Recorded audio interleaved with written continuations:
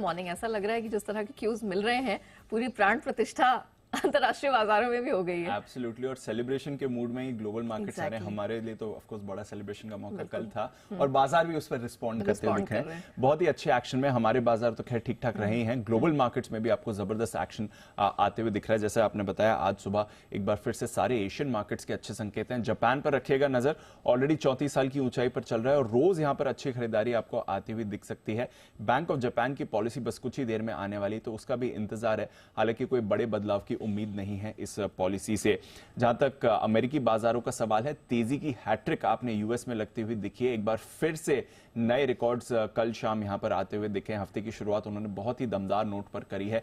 डाउ और S&P 500 दोनों ने कल नया रिकॉर्ड एक बार फिर से बनाया है और साथ ही हमने देखा 140 अंक उछलकर पहली बार आपके लिए 38,000 के भी ऊपर डाउ जाते हुए दिखा है। तो बहुत ही बढ़िया एक्शन वहां पर आपको आते हुए दिख रहा है। ब्रॉड बेस्ड रैली थी, नैस्डैक का भी योगदान था। एक बार फिर से अच्छी खरीदारी है। नैस्डैक 100 तो ऑलरेडी नए रिकॉर्ड्स बना रहा है, कल भी इसने बनाया। नैस्डैक कॉम्पोजिट भी अब आपको उसी लेवल के करीब आने की कोशिश करते हुए दिख रहा है। स्मॉल कैप्स में बड़ा एक्शन था। रिसेंटली यूएस के जो स्मॉल कैप इंडेक्स है इसने अंडर परफॉर्म किया था, बट यहां पर भी पिछले कुछ दिनों से एक अच्छा रिबाउंड आ रहा है। कल तो आउट परफॉर्म भी करा है, 2% का बड़ा उछाल कल रसल 2000 में आपने आते हुए दिखा है। तो बहुत ही अच्छी तेजी वहां पर आपको मानी जाएगी। एक ब्रॉड बेस्ड एक रैली जो कल आपको बनती हुई दिखी है।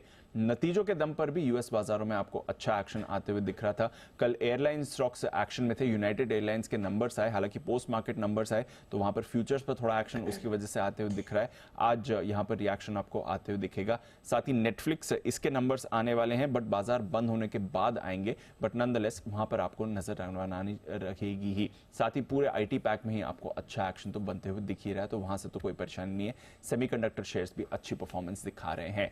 कल यूएस का जीडीपी डेटा आने वाला है, उससे पहले गोल्डमैन सैक्स ने जीडीपी अनुमान बढ़ा दिया है।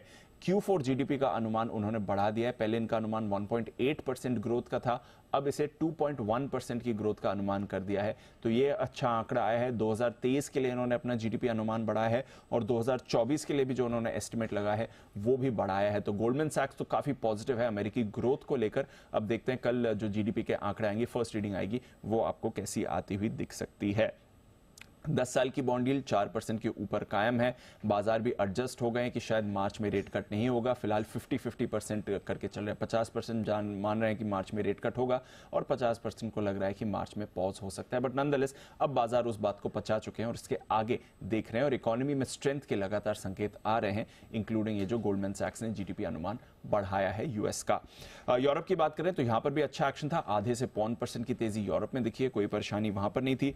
डॉलर इंडेक्स आपको 103 के ऊपर कायम है। कल शाम कच्चे तेल में आपने जरूर 2% का रिबाउंड देखा था, बट अब वापस $79 के आसपास आपको कच्चा तेल आते हुए दिख रहा है।